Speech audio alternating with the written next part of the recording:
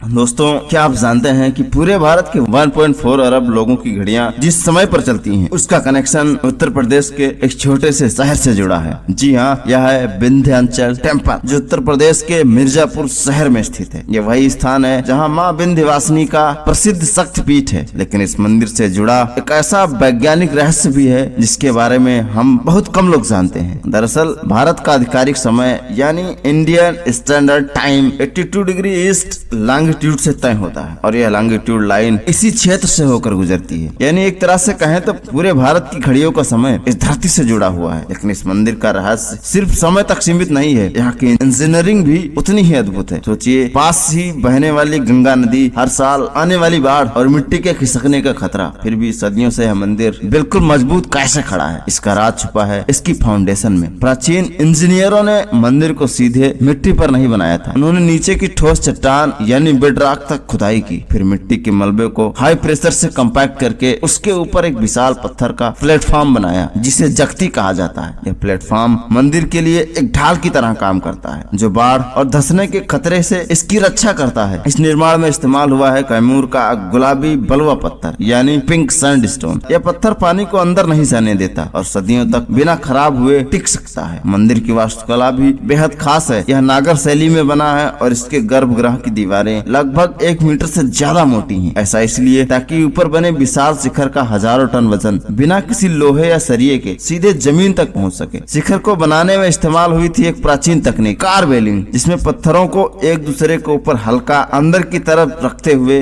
लगाया जाता है ताकि पूरा ढांचा अपने ही वजन से लाख हो जाए। लेकिन समय के साथ मंदिर के चारों तरफ इतना निर्माण हो गया कि ऐतिहासिक धरोहर के लिए जगह ही नहीं बची। तब शुरू हुआ विंध्य कॉरिडोर मेगा प्रोजेक्ट। इस प्रोजेक्ट के तहत मंदिर के आसपास बनी 92 इमारतों को हटाना था और सबसे बड़ी चुनौती मंदिर को बिना नुकसान पहुंचाए काम करना था, क्योंकि प्राचीन मंदिरों में सीमेंट का इस्तेमाल नहीं हुआ था। हल्का सा भी वाइब्रेशन पत्थरों को हिला सकता था। यहीं पर काम आई मॉडर्न इंजीनियरिंग। इंजीनियरों ने वाइब्रेशन कंट्रोल टेक्नोलॉजी और जियो टेक्निकल मॉनिटरिंग का इस्तेमाल किया, जिससे मशीनों से निकलने वाले शॉक वेव्स जमीन में ही ऑब्जर्व हो गई और बिना मंदिर को नुकसान पहुंचाए सभी 92 इमारतों को सुरक्षित तरीके से हटा दिया गया। आज जो नया मंदिर कॉम्प्लेक्स 50 फीट चौड़ा परिक्रमा मार्ग बना है, उसमें भी पारंपरिक वास्तुकला को बनाए रखने के लिए राजस्थान और अरोरा का पिंक सैंडस्टोन इस्तेमाल किया गया है। लेकिन इस बार पत्थरों को काटने के लिए आधुनिक तकनीक का सहारा लिया गया। खदानों में विशाल पत्थरों को काटने के लिए इस्तेमाल हुए डायमंड वायर सा ऐसे तार जिनमें असली हीरे के कड़ लगे होते हैं, जो पत्थर को मक्खन की तरह काट देते हैं। और कॉरिडोर की जो खूबसूरत नक्काशी, जालियां और डिजाइन आप देखते हैं, उन्हें